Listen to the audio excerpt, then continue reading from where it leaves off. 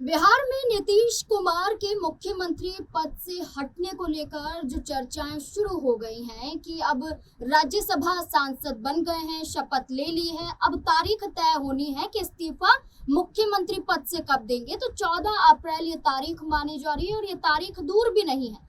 लेकिन इन चर्चाओं में नीतीश कुमार ज्यादा अहम नहीं है। इन चर्चाओं में अहम है कि अब बिहार का अगला मुख्यमंत्री कौन होगा, चेहरा कौन सा होगा, क्या बीजेपी से होगा या जेडीयू से होगा, क्या बीजेपी खुश है, क्या जेडीयू ना खुश है। तमाम तरह की चर्चाएं होंगी क्योंकि अभी मुख्यमंत्री पद को लेकर, चेहरे को लेकर एनडीए के सहयोगी दल तो कह रहे हैं कि सब कुछ स्पष्ट है, सब कुछ तय है, बस ऐलान होने का इंतजार है और ये ऐलान हो जाएगा कुछ ही दिनों में। लेकिन देखा जाए तो दिल्ली में बैठक होती है बीजेपी की, लेकिन बैठक रद्द कर दी जाती है। सम्राट चौधरी वापस पटना लौट जाते हैं और इसके बाद से सम्राट चौधरी मानो नाराज माने जा रहे हैं। बंद कमरे में दिखाई देते हैं सम्राट चौधरी। मुलाकात जेडीयू के तमाम नेता करते हुए नजर आते हैं, बीजेपी के नेता करते हैं, ललन सिंह हो जेडीयू की या संजय झा हो, वो मुलाकात सम्राट चौधरी से करते हैं कि आखिरकार क्या वजह है कि आप अपने ही घर में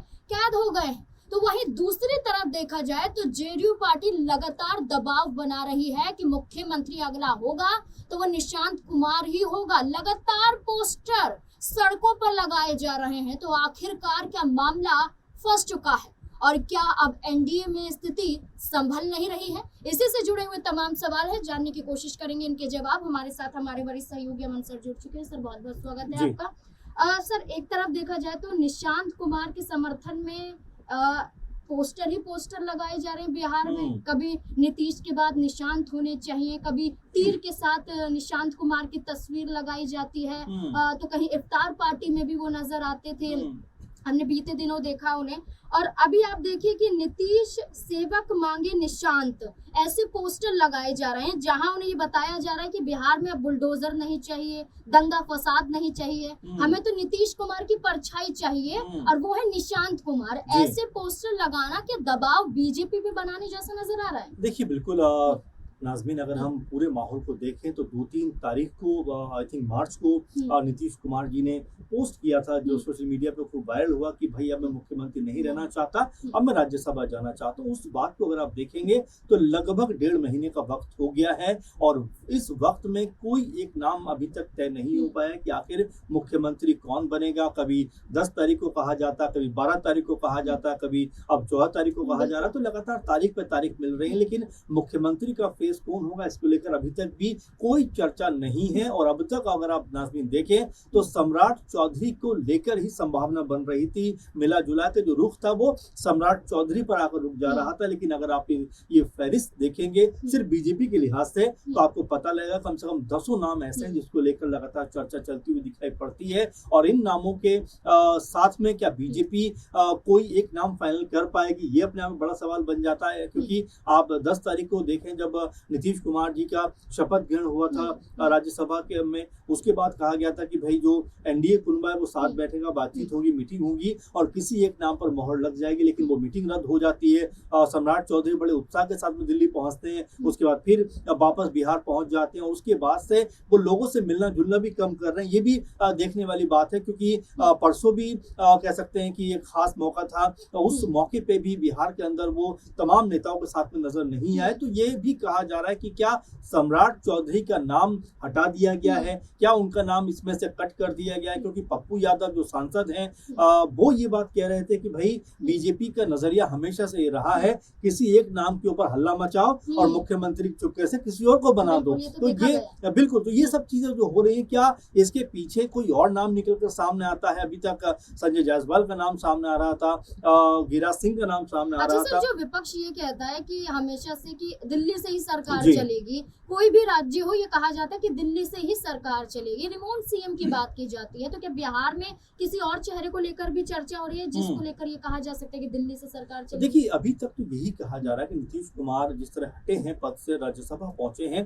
तो सीधा सीधा मसला ये बन रहा है कि भाई दिल्ली में जो आलाकमान बैठा है बीजेपी का, उनके जरिए सरकार चलती हुई नजर आएगी। इसीलिए हर कोई ये कह रहा है कि मुख्यमंत्री बीजेपी ने इसीलिए बदलवाया कि अपना कह सकते हैं कि वहां पर सिक्का जो है को चला सके। अब सम्राट चौधरी के अलावा क्या कोई विकल्प हो सकता है? देखिए, श्रेयसी सिंह का नाम निकल कर सामने आ रहा है, जो कह सकते हैं खेल मंत्री हैं, कह सकते हैं युवा हैं, महिला हैं, और साथ में उनका पॉलिटिकल बैकग्राउंड भी है। उस नाते क्या उनको मुख्यमंत्री बनाया जा सकता है? क्योंकि अभी आने वाले दिनों में संसद का जो विशेष सत्र शुरू होने वाला है, जिसमें जो महिला बिल जो पेश किया गया था, उसको अब क्या लागू करने का सही वक्त आ गया है और किस तरह लागू किया जाए, इसको लेकर 2-3 दिन की मीटिंग होनी है संसद में। तो उससे पहले क्या बीजेपी कोई बड़ा कह सकते हैं ऐलान यहाँ पे करती हुई नजर आ सकती है कि भाई हम महिलाओं के हितैषी, हमने दिल्ली में जो महिला मुख्यमंत्री बनाई, अब हम बिहार में महिला मुख्यमंत्री बना रहे हैं, तो क्या उनका भी नाम निकल कर सामने आता है? क्योंकि कड़ी से कड़ी अगर जोड़कर देखें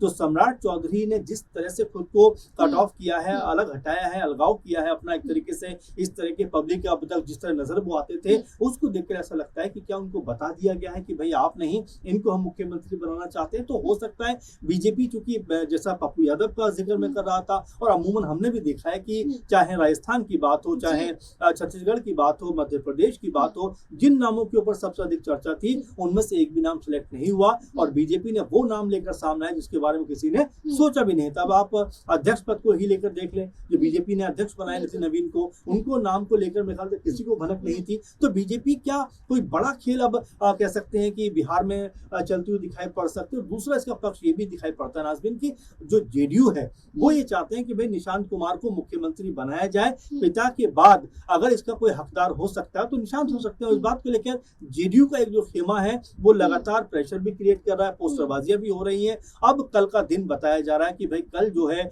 नीतीश कुमार अपने मुख्यमंत्री के पद से इस्तीफा दे सकते हैं, और उसी समय मुख्यमंत्री का ऐलान कर दिया जाएगा कि भाई कौन बनेगा। अब इतनी सारी कह सकते हैं तारीखें आ चुकी हैं, इतने सारे वायदे हो चुके हैं कि अब इस पे भी यकीन करना मुश्किल हो रहा है कि क्या कल भी ये हो पाएगा। लेकिन देखिए, होना तो पड़ेगा क्योंकि अब राज्यसभा चले गए हैं। ऐसे में अगर वो कल इस्तीफा देते हैं तो कल या परसों में हो सकता है कोई नाम निकल कर सामने आ जाए जिसको। अच्छा सर, चलिए नाम की बात हो रही है क्या, तो निशांत कुमार के लिए जेडीयू कहीं ना कहीं उतावली दिखाई दे रही है कि वही आगे आने चाहिए। हम तो चाहते ही नहीं थे कि नीतीश कुमार जाएं, लेकिन उनका फैसला था, फैसले का स्वागत करते हैं, लेकिन हमें उनके बाद निशांत चाहिए। निशांत ने भी उप मुख्यमंत्री पद को लेकर अपनी चुप्पी तोड़ी है और उन्होंने खुलकर कहा है कि वो उप मुख्यमंत्री नहीं बनना चाहते हैं।